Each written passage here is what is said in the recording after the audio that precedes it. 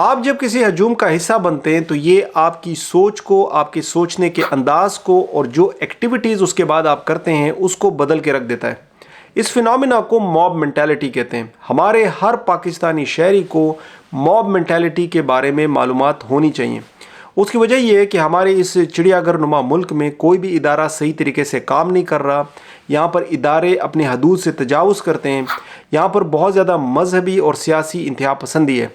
یہاں پر آئے روز احتجاج ہوتے ہیں، لانگ مارچز ہوتے ہیں، یہاں پر جلسے جلوسوں کا اہتمام کیا جاتا ہے، اور ان جلسے جلوسوں اور احتجاجوں میں لوگ کچھ ایسے کام کر جاتے ہیں جن کے اوپر بعد میں ان کو پچھتانا پڑتا ہے۔ موب مینٹالٹی کو سمجھنے کے لیے ہمارے پاس جو تازہ ترین اگزامپل موجود ہے وہ عمران خان صاحب کی گرفتاری اور پھر گرفتاری کے بعد کے واقعات ہیں۔ آپ نے دیکھا جب عمران خان صاحب گرفتار ہوئے تو لوگوں کو ایک وجہ مل گئی اکٹھا ہونے کے لیے۔ تو پہلی چیز جو پہلا انگریڈینٹ ہے موب مینٹالٹی کا کہ آپ کو ہجوم چاہیے، وہ انگریڈینٹ پورا ہو گیا۔ تو لوگ جب سارے آ کر اکٹھے ہوتے ہیں، ایک جگہ پر آ کر جمع ہو جاتے ہیں، تو وہ جو شخص وہاں پر اس ہجوم میں کھڑا ہوتا ہے، جو پہلی فیلنگ اس کو آتی ہے وہ طاقت کی آتی ہے۔ مثال کے طور پر میں اگر اکیلا کسی دفتر کے آگے کھڑا ہوں اور میں احتجاج کر رہا ہوں تو مجھے اپنا آپ بڑا کمزور فیل ہوگا، لیکن اگر میرے آس پاس 1200 لوگ کھڑے ہوں تو پہلی فیلنگ جو مجھے آئے گی وہ طاقت کی آئے گی کہ میں اب بہت زیادہ طاقتور ہو چکا ہوں۔ لوگوں انقلاب مبارک ہو، فوجیوں سے جان چھڑائیں گے، فیصلہ عوام کرے گی۔ اس گروہ کا حصہ بننے کے بعد اس شخص کے اندر دوسری بڑی تبدیلی جو آتی ہے وہ لاس آف آئیڈینٹی کی آتی ہے۔ یہ جو شخص ہے یہ اپنی ذاتی شناخت مکمل طور پر کھو دیتا ہے اور اس ہجوم کا یا اس گروپ کا مکمل طور پر حصہ بن جاتا ہے۔ مثال کے طور پر میں ایک ڈاکٹر ہوں اور میں اگر پی ٹی آئی کے جلسے کا حصہ بنوں گا تو میں اپنی آئیڈینٹی ایز اے ڈاکٹر بھول جاؤں گا، اور مجھے ایک ایز اے ڈاکٹر جس طرح سے بیہیو کرنا چاہیے، جو میرے اوپر ایک سوشل اوبلیگیشن ہے، میں وہ بھول کر جس طرح سے بھی وہ پارٹی والے یا وہاں پر جلسے والے مجھے گائیڈ کریں گے، میں ایز اٹ از بیہیو کرنا شروع ہو جاؤں گا، تو میری اپنی آئیڈینٹی ختم ہو جائے گی۔ اس کے بعد اس ہجوم کے اندر ایک بڑی تبدیلی آتی ہے اور وہ ہے ایکسٹریم پولرائزیشن کی، یعنی کہ اس ہجوم کے اندر جو ان کے خیالات ہوتے ہیں، جو ان کے ویوز ہوتے ہیں، وہ شدت اختیار کر جاتے ہیں۔ مثال کے طور پر ایک شخص گھر میں بیٹھ کر یہ سوچتا ہے کہ ہمارے اس ملک میں 75 سال آزادی کو ہو چکے ہیں، لیکن اب تک ایک بھی پرائم منسٹر کو 5 سال گورنمنٹ پوری کرنے نہیں دیا گیا۔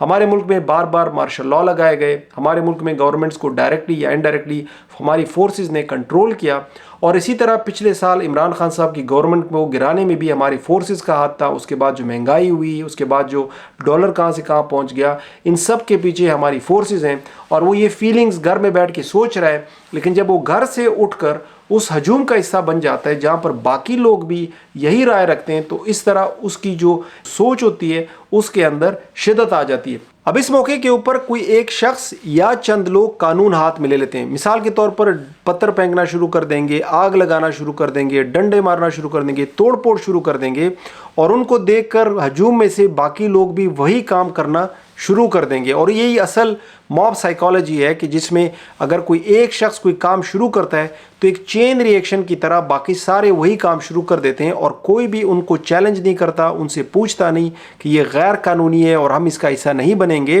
اور اس میں اس کو افرم کرتے ہیں کہ جو بھی تم کر رہے ہو ہم بھی یہی کرنے آئے ہیں، اور سارے کے سارے وہی کام شروع کر دیتے ہیں۔ اسی موب مینٹالٹی کے نتیجے میں ہمارے لوگوں نے بہت سارے سرکاری اور غیر سرکاری املاک کو نقصان پہنچایا۔ آپ نے دیکھا کہ لاہور کا جو کور کمانڈر ہاؤس ہے اس کے اوپر لوگوں نے دھاوا بولا، وہاں پر جو فرنیچر ہے وہ اٹھایا، برتن اٹھائے، وہاں سے فریج میں سے کھانا اٹھا کر لے گئے، ان کے کچھ جانور تھے وہ چوری کر کے لے گئے، یہاں تک کہ آرمی کی کچھ پتلونیں ہیں وہ نکال کر لا کر باہر ان کا مذاق اڑایا گیا۔ اس کے بعد پورے کا پورا کور کمانڈر ہاؤس جلا دیا۔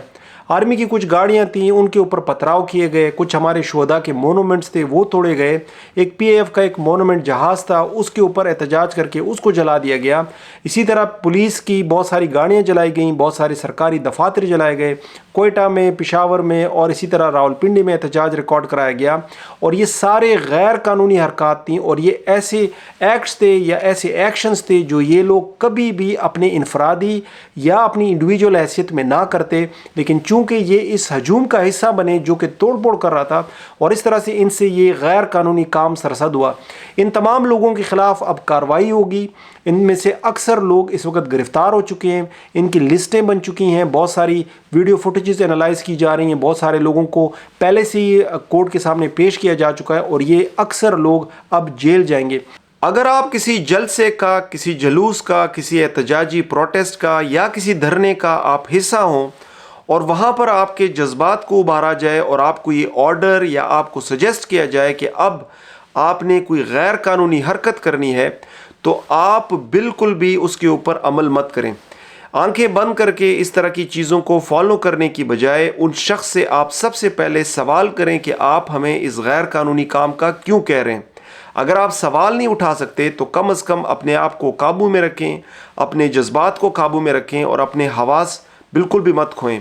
اس کے ساتھ ساتھ اگر آپ نے دیکھا کہ کچھ لوگ اسی ہجوم میں سے اس کام کو کرنا شروع ہو گئے تو ان کو روکنے کی پہلے کوشش کریں۔ اگر آپ روک نہیں سکتے تو کم از کم اس کا حصہ بالکل بھی مت بنیں، کیونکہ جو بھی کام اس موب کے ساتھ یا اس موب مینٹالٹی میں آ کر آپ کریں گے،